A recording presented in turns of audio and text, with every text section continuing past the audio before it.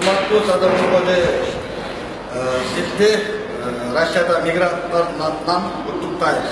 Кыргыз элине ата болуп, хан болуп, президент болуп келишиңиз менен.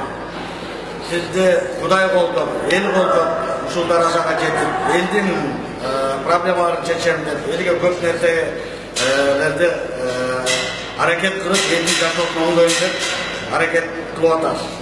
Бизге сиздей болгон Россия элчилигине өзүңүздөй болгон эл үчүн күйгөн инсан керек. Биз ал инсанды билебиз. Анын аты жөнү Руслан Эшимов Бейшеналиевич.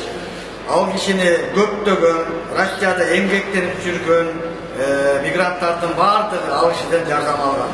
Юридикалык жактан дагы, дипломатиялык жактан дагы ал кишинин билими жетиштүү. Biz ошол кишини сизге Москва шаарына элчиликке алып келип дайындап берүүнүздү суранабыз. Бул жерде элдин аз чогулганынын себеби азыр өзүңүздөр жакшы билесиздер, пандемияга караштуу.